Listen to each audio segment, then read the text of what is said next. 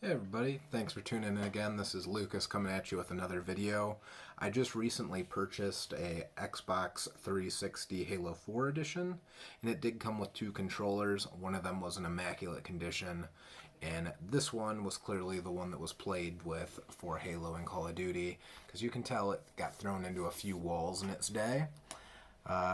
Issues with it were this giant crack going right through here. It's very hard probably to see on camera, but it looks like it's right about to fall off. As well as on the back with the battery cover, this whole piece right here is broken away, so the battery cover will no longer stay on. It does not lock in, unlike a good one, which as you can see right here, will just click right in and never come off unless you hit the button. So those were the two biggest issues I'd found. I have taken this apart once, but I did not have any components with me just yet. I did have to order a few because, as you can see, these thumbsticks are chewed beyond all belief. So I got some new thumbsticks for it, and I did get this back from it from a parts controller I had. So it's not the exact same, as you can tell, as the Halo one, but this one can take a battery pack and this one cannot without taping it on. So, I mean, you be the one to pick which one you'd rather use. There's a few other issues that I've found while going through this one. It does only have 4 screws that actually hold it in. The rest of the actual screw pieces have broken off from the inside. The chambers for them, so only 4 will hold this one together, but as you can see, it's held together pretty solidly, so no complaints really. But yeah, today we're just going to kind of refurbish this controller. We're going to swap out these 2 buttons. I will say when I got it as well, the B button was not working. It was just a cleaning issue. It just had too much Mountain Dew poured down it in its life, so took it, gave it a little bath, and washed it down with some isopropyl. And now all the buttons work perfectly. Controller does work perfectly. Every button works. So yeah, that's all there really is to it. The other thing that I did was this L button did not work. All I had to do was actually bend the button forward a little and clean it with some isopropyl. I'll show you once we get in there what component that is in case you're having the same issue. But to tear this apart, you're just going to take apart the 7 screws in the back. There will be one here, here, here, here, here, and one right underneath the serial bar right on the inside. So for me, I got only 4 of them. So one in this bottom corner. Then I got one up here.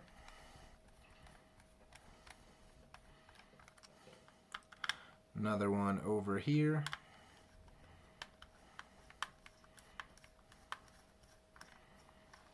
And then I got one underneath the sticker, which you just kind of peel it back. You could also just jam your screwdriver through it. A little bit less of an elegant solution, but it's up to you how you do it. Your controller. And I can't judge you because I only have 4 screws in mine. So, once you get all 7 of your screws out, if you're working on a good controller, you'll be able to just lift it up. So I start at the bottom, lift up that bottom just a little bit. Looks like this one is going to be a little tricky. If you can't get the bottom to pull up, it's just these little springs inside for the battery compartment. So just kind of hold down on those and you can lift up and they'll slide right out. And we're just going to continue lifting it up, pull it off. We'll drop our screws, the few that we still have. Looks like 2 of them are left in here. We take our 4 screws out, and yeah, now we're inside. I did already clean off this controller. If you're going to clean it, just grab yourself a Q-tip and some isopropyl alcohol. These controllers are just about the easiest there are to work on as far as controllers go. Once you get that back off, all you're going to do is you lift up the main board. Then just pop these 2 rumble motors out of their spots. And the whole thing just pulls right out. And from there, if you wanted to, take it apart and clean it any further, this bottom piece will lift right off. as well as the top piece lift right off.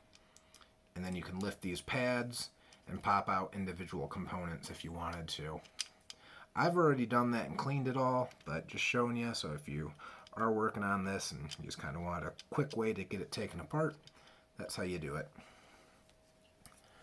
Once you're to the board though, once again, I would take a Q-tip with some isopropyl alcohol. I like to use the over 90% variety. I got 91 here, and then you just wipe down all the pads that make contact. These would be all your main buttons, start, Xbox button, your contactor pad for your D-pad. So yeah, just wipe those all down. As for swapping out the actual thumbsticks, they just pull right off. Pull your old ones off and chuck them in the trash. Then just align the new keyed one up on there. Click it down. These thumbsticks actually came from another controller as well, but they are in immaculate condition, so they will work perfectly fine for this. But if you see a little bit of dust on them, that's why. But yeah, that's all you have to do to replace those thumbsticks. Like I said, I was having an issue with my left button right here. So what I did is I actually took the Q-tip again, filled it with isopropyl alcohol, dabbed it in there, and continually hit the button to clean it out. That didn't quite get me the feedback I wanted, and I noticed the button had actually been folded down just a little bit further this way on the board. So I actually took the screwdriver, got behind it, and I just kind of pressed it out like this. I don't want to do that too hard because it is just soldered in. You don't want to break a solder point. But I just pressed it forward a little bit like that to move it up, and then it makes much better contact now with the actual button trigger. So that's all you have to do to clean that out, and that's all you really have to do to clean all the components on this. So from there, we got our new joysticks on. We're actually going to reassemble this controller because I did take a few pieces off to show you. So just this piece gets keyed in right there. These top trigger buttons, or well, the buttons, they just slide in. You can see there's two little keys right here that it slides onto. This bottom one, once again, just line it right up with the center key. Set it down, and then there will be two keys, one here and one here on each side. So just line those up as well. They'll just click right in. Then it should be flush the whole way around. If it's flush, you know you got it. From there, we're going to just put our motors back in because they get a little annoying to deal with. We'll put one in, I guess. Falls off, just replace it. Take our motor, put it up on top, and then we're just going to set it down right like that. You want to put it down evenly, and this will just key in right here, and there will be two up here that it also keys into. And then we're just going to flip this motor because we want to make sure that rumble piece is at the bottom. Set it down. Take this motor as well, set it down. So yeah, just make sure that you have these wires going towards the center because otherwise they are going to pinch right here when you screw it down. I won't have that issue like most people will because I don't have any screws going on either of these.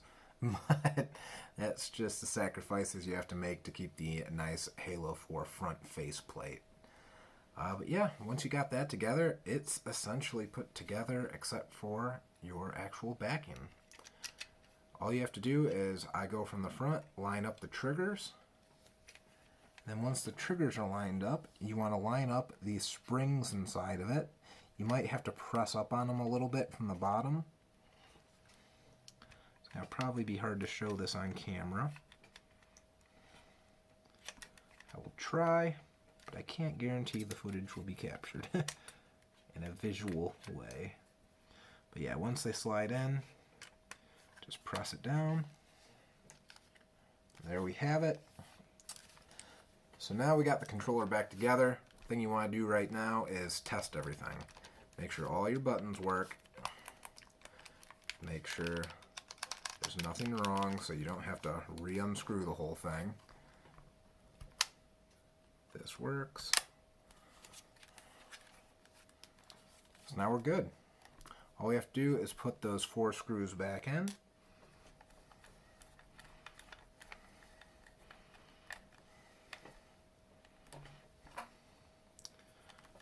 Do this one.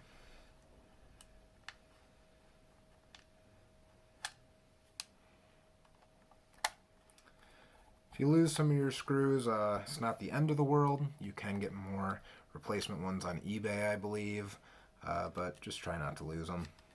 It's your best bet. I'll put one right here.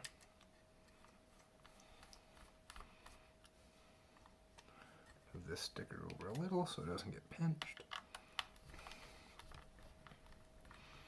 Screw that down. And you just want to take your sticker, fold it nicely back in place. Make it look like you never really got in there, even though it's going to look like you got in there. Especially when somebody looks and sees all your screws missing. And then I had one left down in this bottom corner. Unfortunately, the rest had broken off, but at least we got 4 of them. It's going to hold it together just fine for me. Really can't peel it apart or anything like that with the 4. But yeah, once we got that together, we actually can put on our battery pack and it will actually stay on, which is a plus. So yeah, that's really all there is to this video. Just kind of showing you a quick how to tear down a Xbox 360 controller, how to swap out your thumbsticks for it, and just how to repair little component pieces that go bad or swap different components on here. Yeah, that's all there is to it for this video. Feel free to like and subscribe if you like the video. I appreciate you watching it, and have a great day.